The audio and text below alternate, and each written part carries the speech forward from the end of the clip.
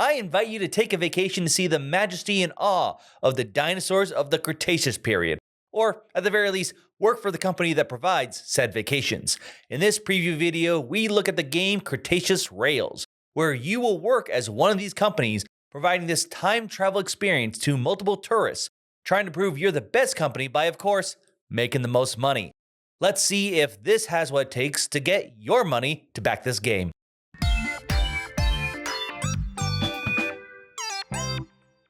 Roll for Crit was contacted and paid in order to make this preview for this game's crowdfunded campaign. All items shown here are a prototype of the game and are subject to change in the final version of the game. This is the Cretaceous landscape that you're totally not ruining by expanding your railways in order to clear jungles, capture dinosaurs, and take tourists on fun little safaris.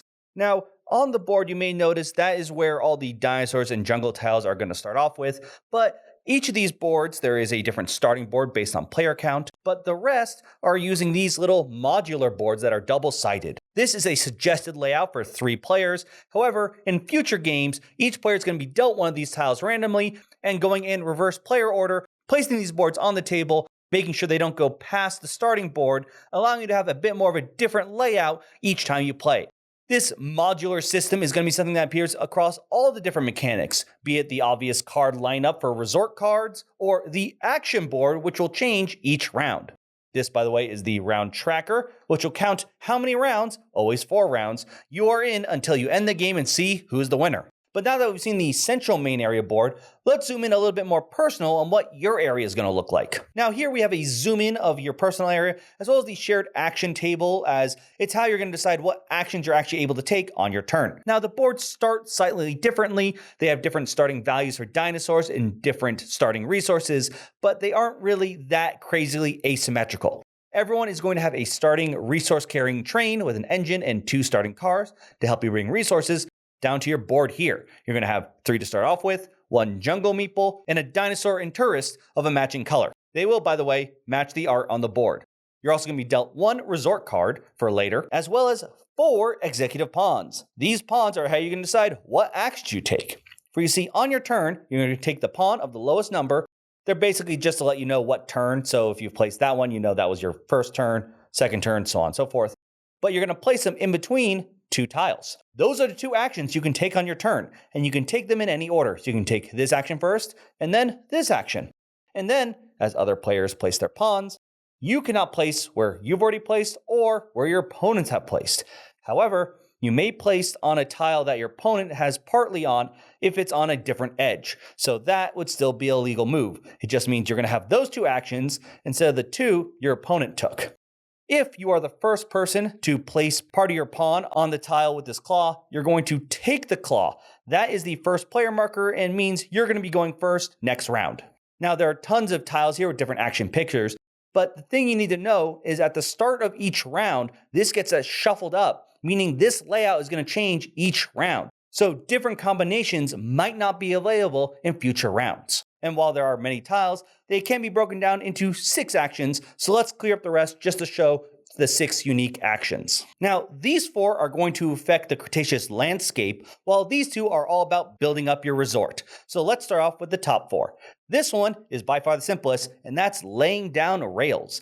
That will involve these cute little train meeples that will represent your rails in the Cretaceous landscape. When placing your rails, you're going to take 2 of these little rail minis that you have in your color, placing them adjacent to an already existing rail you have on the board. Each player will always start with 2, but afterwards you can branch out as much as you like. You don't need to continue this line. You could place 1 here, placing another one off of a branching path. Also, up to 2 different players can share the same line. So later on, the white player could place 1 card there and then 1 card here. However, later on, when the blue player builds up, they will not be allowed to build 1 here as it's already occupied by 2 players. You also cannot double up in your own area to try and crowd out other players. There are 2 reasons why you're going to want to build these railways. 1, they're going to earn you victory points at the end of the game, and 2, they're going to expand your influence of what you can affect.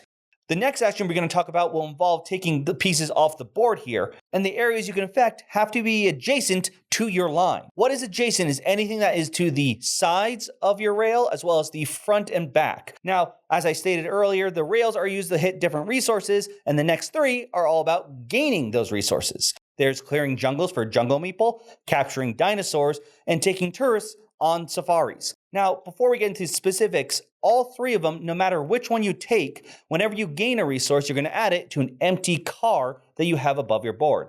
If your train is full, then you cannot take any of those actions. So how do you empty your train? Well, when you place your pawn to take actions, you can forego one of those actions in order to take the unload action, which will take everything on your train and add it to your board. It can be either of the 2, and just like before, you can choose the order. So you could choose to unload first in order to be able to capture a dinosaur, forego the capture. So after the unload, you can then clear out some more jungles. You do start off with only 2, but as the game progresses, there will be ways for you to add more train cards, meaning you can carry more resources. But without further ado, let's actually get into details, with the first one being clearing jungles. To clear jungle, simply take a jungle tile in an adjacent area to your rail and add it to an empty cart. The main reason you're going to do this is 1, points, but also later on when you want to try and capture dinosaurs as well as give safaris to the tourists, they're going to need tiles without jungle on there in order to help out. Next, we have a favorite for a lot of people, and that's going to be capturing the dinosaurs. To capture a dinosaur, 1, like I said earlier, there must be no jungle meeple there. Then, if that is true, take the dinosaur and add it to an empty cart. Finally, there's taking tourists on safaris. Tourists are a little bit different as they don't just care about being adjacent to your line, but also what's adjacent to everything along your line, as they want to have a good time there. For example, let's say we decide to take this purple tourist on a safari. You're going to then add them to an empty car and then note the following items adjacent to your line. First off, volcanoes, as everyone loves a good volcano, and then the dinosaurs that match their color. Each tourist matches a specific color, and that's the kind of dinosaur they want to see. So for example, our purple tourist wants to see sauropods. The red figure, the father tourist, wants to see T-Rexes, as there's probably some of them who think they can actually take a T-Rex 1v1 and win. The reason you're going to note all that is for every one of those objects that is connected to your line, you're going to move up that star matching the tourist color that many spaces.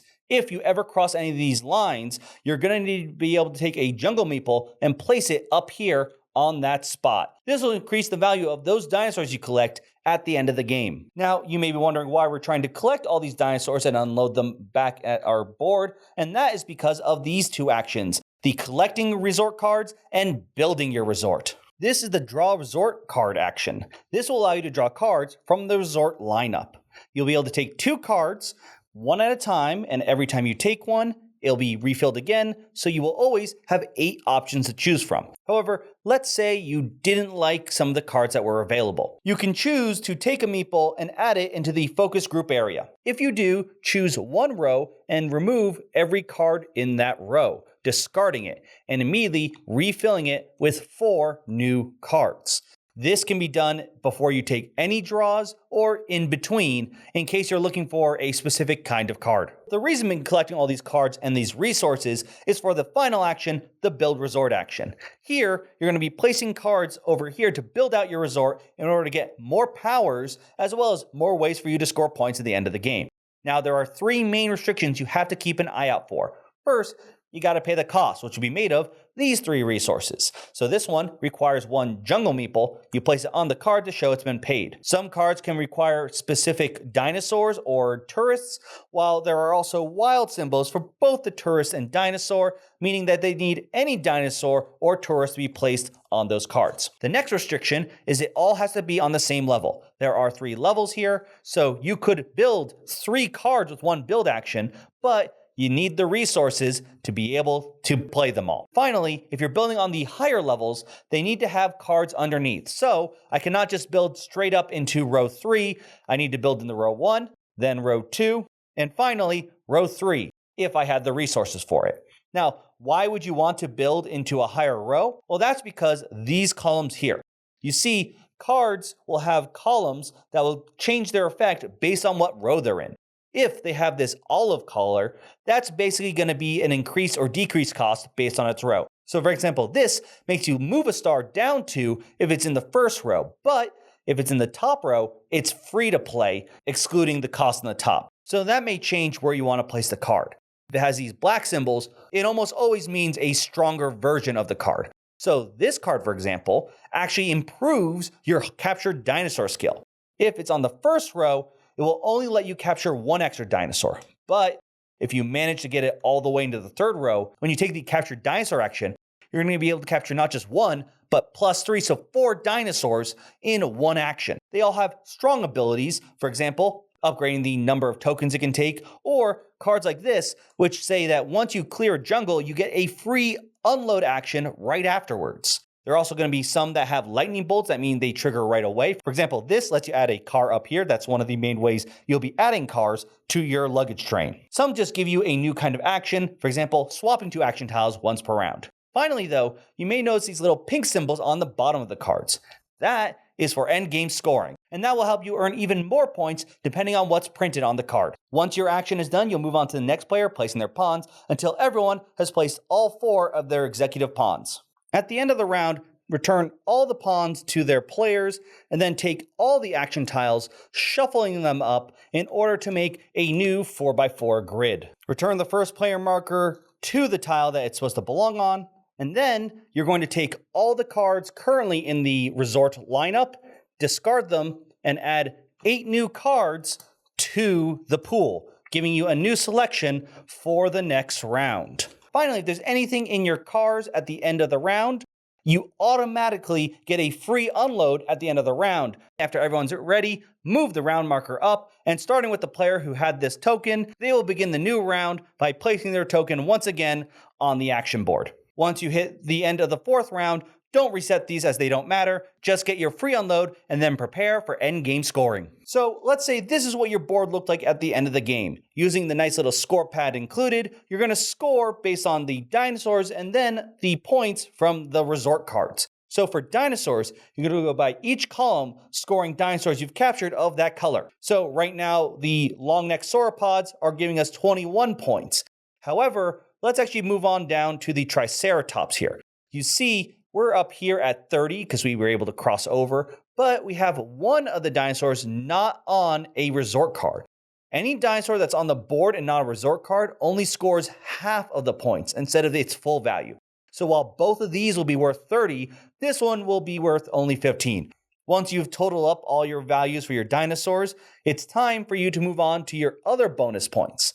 At the bottom of each of these cards will show a symbol referring to one of 5 different objects: jungle meeple, tourists, huts/volcanoes, rails, and cars. Each card will show that symbol plus a value next to it. So for example, a tourist with a 1 money or victory point. You're going to add up all the symbols. For example, of the cards we've collected, there is only 1 card for jungle meeple, 2 with tourists, 1 with the hut and volcano locations, 2 with railways, and 2 with cars. You'll add up these bonuses and then multiply them against the object they score for. So for example, forest ones are going to count the number of forests on your board and on your resort cards multiplied by the bonus. So right now we have 1, 2, 3, 4, 5, 6. Yes, we are going to count the forests up here, and tourists will count the ones in the focus group. So right now that's a total of 6. We only had the ×1, so that's only going to give you 6 points there. Add up all these values together and see who's the most successful Cretaceous vacation business.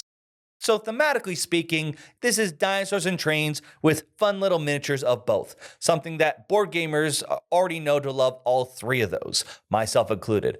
Mechanically speaking, this is an engine building game with a lot of fun feedback loops that will keep you engaged as each one feeds into the next one, making you wonder what the next step is, trying to plan ahead, with an ever-changing action board, so it's not always the same possible actions, or at least the same ways you can activate them each round.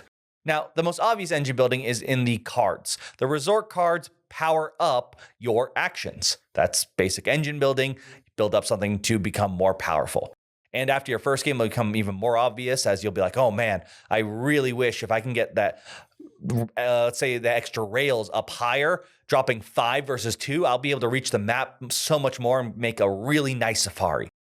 But then you also realize it's not just the actions they power up. They also power up, in essence, your victory points. If you don't build any of them, you're not technically getting any victory points. It's not like there's, oh, you'll always get 1 point for every jungle meeple you have. No, you got to build the cards for that. So if you're building a jungle meeple, like trying to gather up a lot of those pieces, well, then you're going to build a lot of the resort cards that increase that bonus multiplier to get big points there.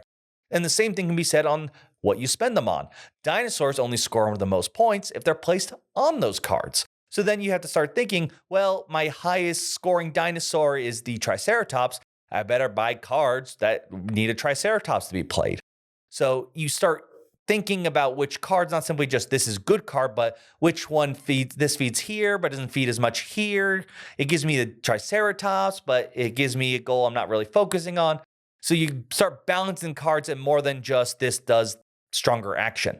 And then, of course, the dinosaur and tourists have this weird interaction in which you want to keep the dinosaurs on the board for the safaris to score more points.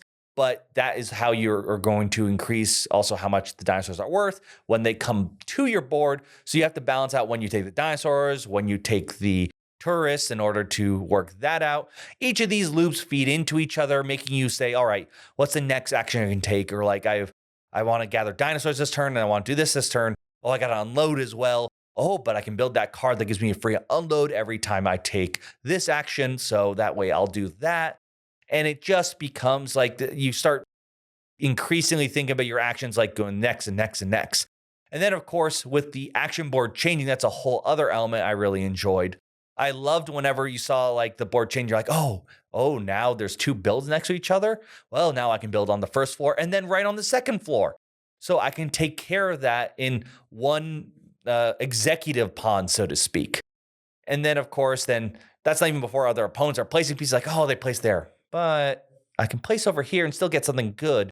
Or once again, going back to the resort cards, there's one that lets you swap two tiles once around. So I'm like, I'm going to wait to save that until I need that perfect combination. And that way I don't get ruined by an opponent taking that one spot I needed. One other thing I really enjoyed that I think they balance well is the player interaction. And I'm not just talking about placing your workers on the board. I like the board and how it changes and what's available, but a worker taking up your space it's not the most interesting way to interact with someone. What's really fun is more back on the Cretaceous board. You see, because of the way the board works, especially at higher player counts, the way you build your rails could block someone off, as even if you can share with one other person, you're playing with 3 or 4, well, that can still wall someone off. And then when it comes to capturing or cutting down forests versus capturing dinosaurs, you might start looking at your opponents and be like, you're setting up a pretty good safari for T-Rexes, because I notice you have a bunch of the red tourists in your home base. I'm just going to take one of those T-Rexes with me for now. And that'll cost them some points. It's enough that you can sort of mess around with their plan, but it isn't that terrible backstabbing that some other games, which, no offense, some people may like, but for me is a bit too much, where you can really just dash and ruin an entire strategy. People can hurt you, but it's not going to put you out of the game or make it so you don't know what you're going to do. You're going to lose some points, but in return, you can probably just take some points back from them. Or just shift your strategy around to, all right, well, maybe I'm not going to get as many points from there, but at the very least, I'm still going to get these tourists on my board, which goes in the feedback loop, allows me to play those resort cards, and returns to the engine building and positive feedback loop I was talking about before. Overall, the balance here, as well as all the fun components, this is just a prototype, but having a bunch of little dinosaur miniatures is always very fun for me. And just the color coding also makes things very easy for you to know this goes with this person, this goes with that person. While admittedly there are tons of dinosaur games out there, in particular collecting dinosaurs usually to form your own park out there, this one was still a lot of fun, and I liked how the way you built up your engines in more ways than one, and everything just felt the right amount of push there, desiring to get that extra turn, or whether it's just enough to mess around with players but not enough to really just wipe them out. I think it did all of it balanced in a really fun way with, of course, a theme that, to me at the very least, while popular, is one that I still adore. If you want to know more about this game, I have a link down below to the campaign. And of course, you can let me know in the comments if you backed it and what your thoughts on this game are. Is this something that you're interested because of the mechanics? Are you a big fan of dinosaurs and trains? Let me know. I'd love to hear from you. But for now, I'm Will, and this has been a Roll for Crit preview.